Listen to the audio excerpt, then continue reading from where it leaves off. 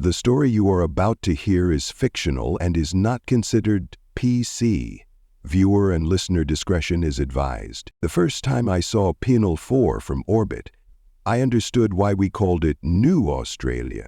Not because it looked anything like the sprawling deserts and coastlines of old Earth's former penal colony. Hell no. This place was all churning magma fields, steaming jungles, and mountain ranges that looked like they were still deciding whether to stay mountains or become volcanoes. We called it New Australia because that's what humans do. We find patterns, we make jokes, we try to normalize the horrifying.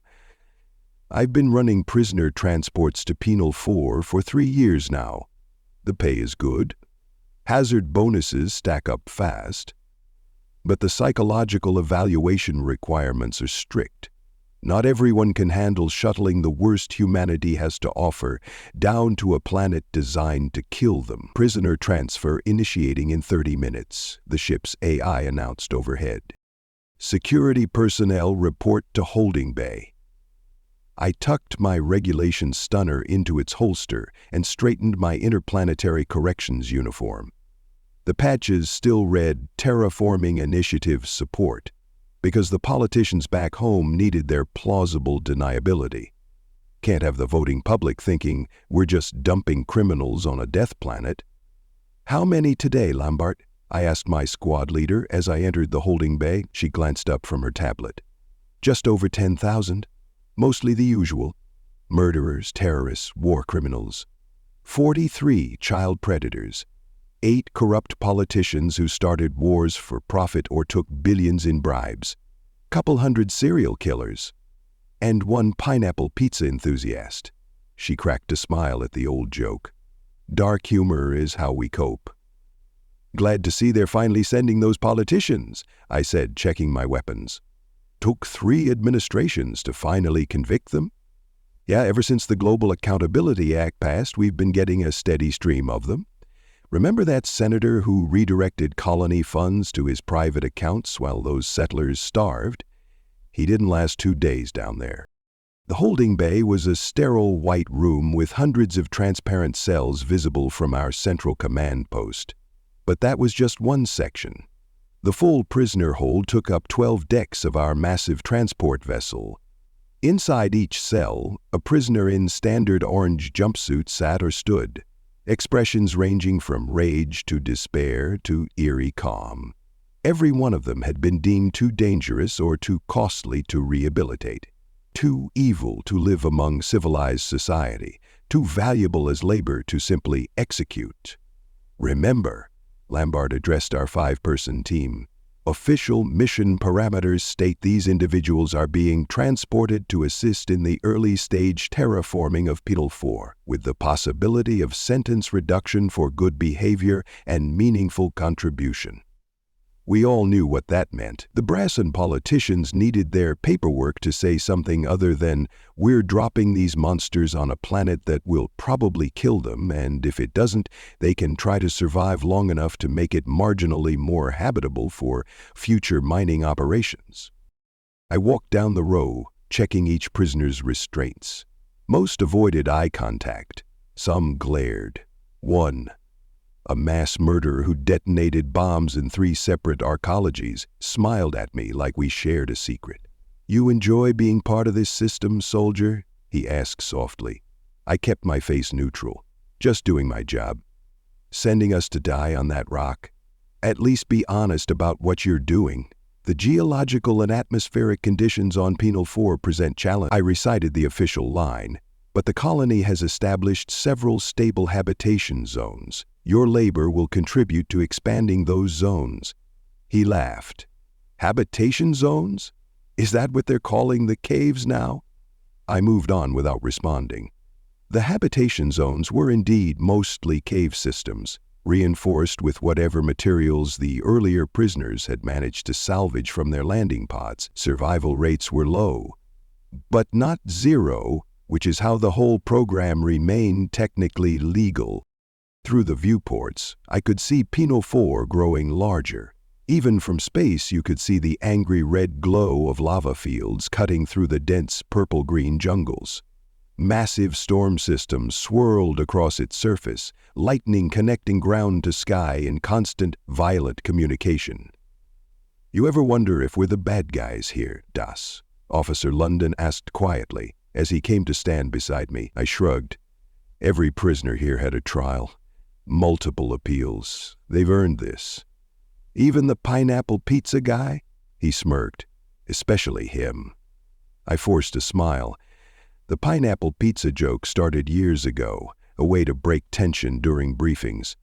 Prisoner 41187, convicted of placing fruit on a perfectly good pizza, sentenced 5 years hard labor on volcanic beaches. The truth was simpler and darker. Every prisoner here had committed crimes so heinous that society had decided they deserved this fate. I'd read their files. I knew what they'd done, the nightmares they'd created for others. "Drop preparations initiating," the AI announced. "Secure prisoners for transport." We moved through the procedures with practiced efficiency. The main crew would handle the mass processing while our team supervised the high-profile cases, loading prisoners into drop pods, securing restraints, performing final checks. Each pod would land in a different designated zone across the planet's marginally survivable regions. Each prisoner would emerge with the bare minimum of supplies: 3 days of ration packs, a basic tool kit, a locator beacon, more for our tracking than their rescue, and a 1-page survival guide with cheerful illustrations. "You're telling yourself this is justice," the bomber said as I secured his pod. "But we both know it's vengeance." I met his gaze. "For the 342 people you killed, maybe it is." He smiled again. "At least you're honest." "Better than the others." The drop sequence began. One by one, pods ejected from our ship, streaking through Penal 4's turbulent atmosphere like artificial meteors.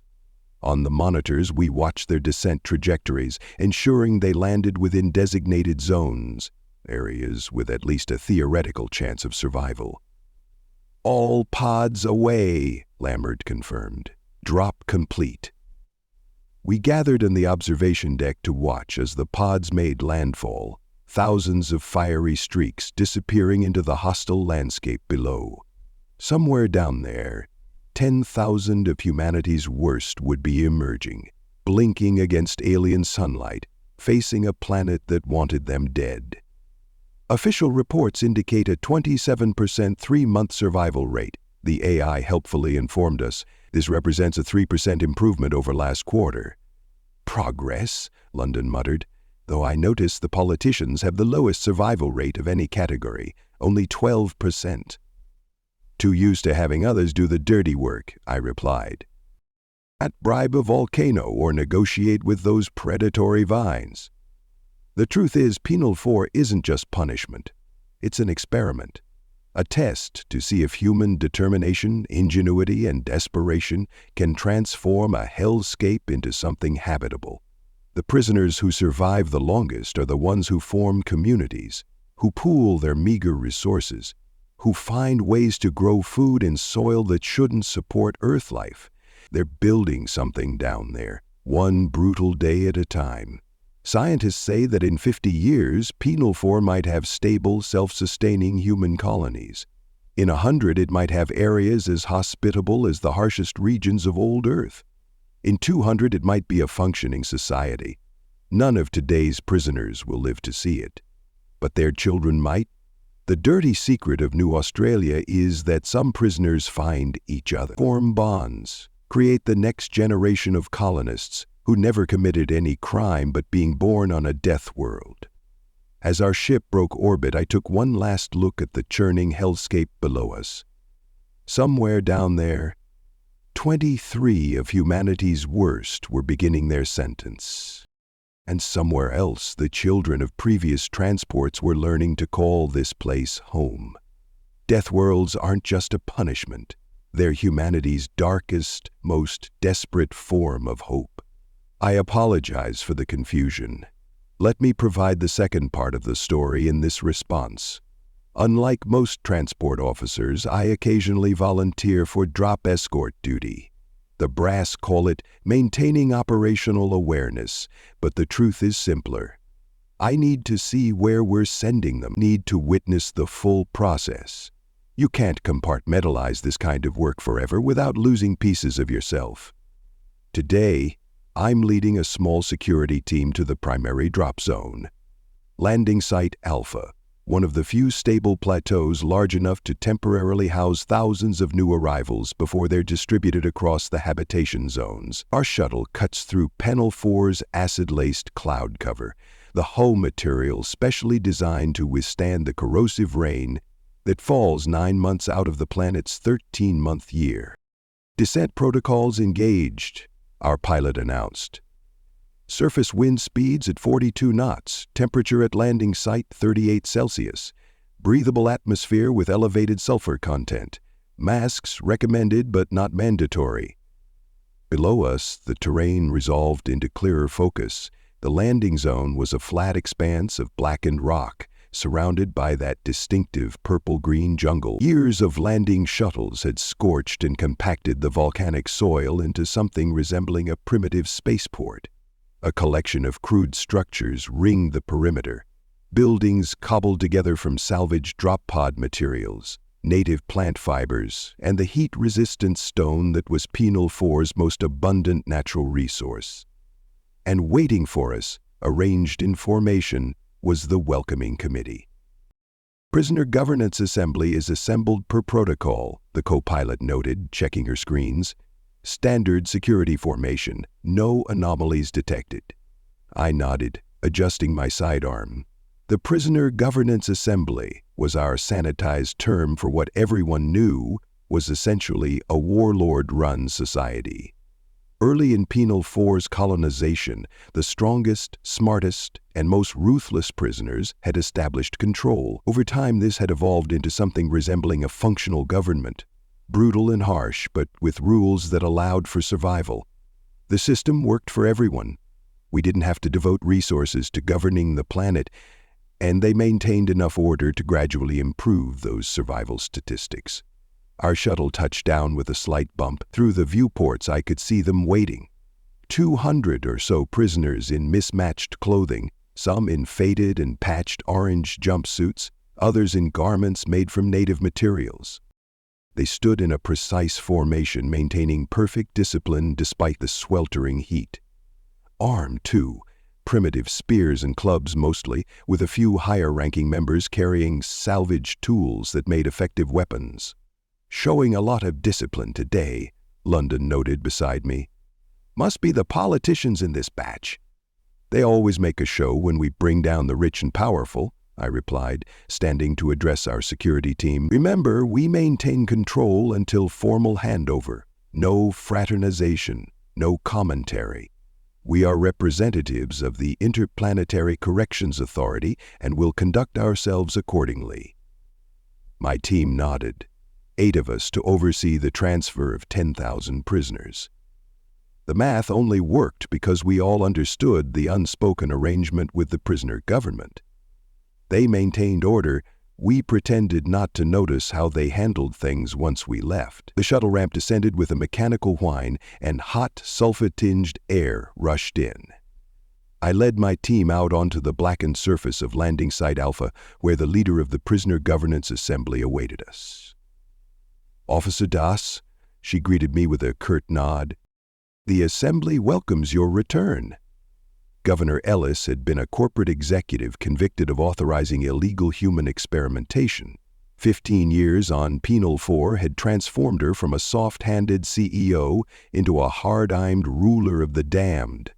Her face was scarred from some long-ago encounter with the local wildlife, and her once manicured hands were now calloused and strong. Governor Ellis, I returned the nod.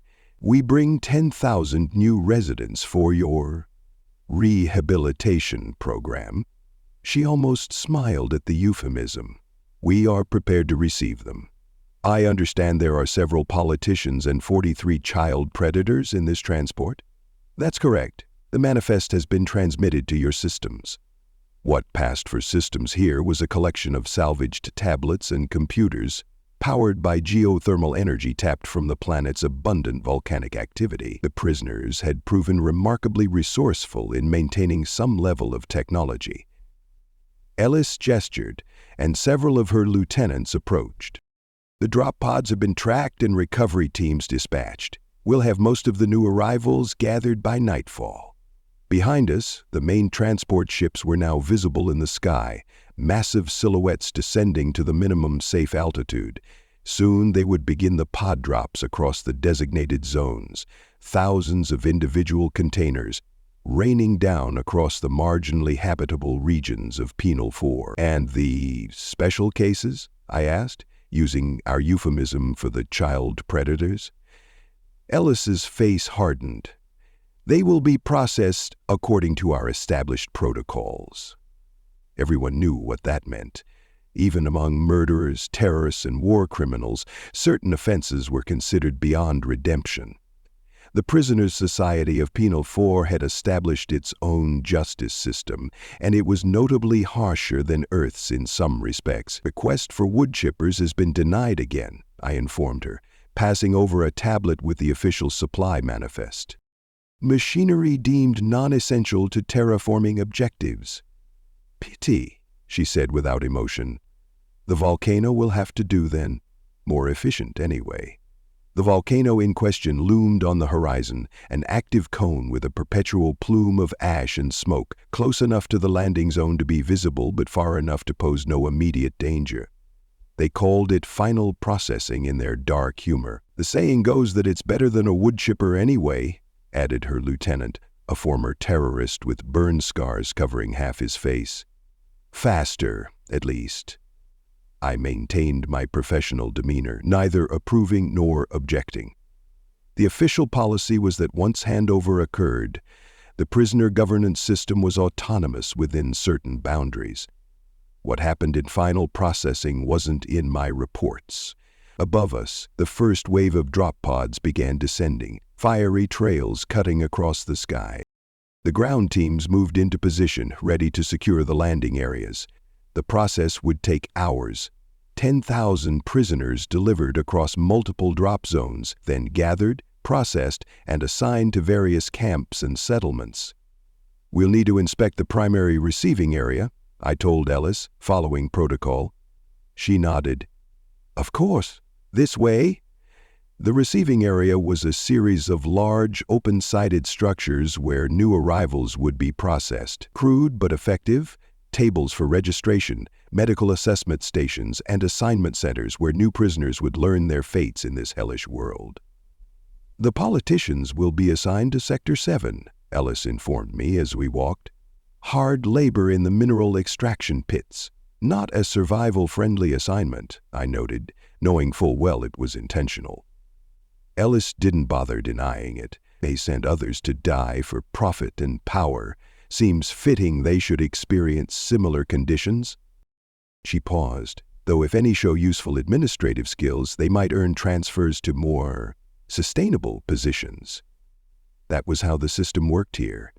Initial assignments were punitive, but those who contributed valuable skills could improve their situations. A former war criminal now ran their rudimentary medical system. A mass murderer had become their most successful agricultural specialist, growing modified earth crops in Penal 4's hostile soil. The inspection complete, we returned to the landing zone just as the first recovered drop pods were arriving.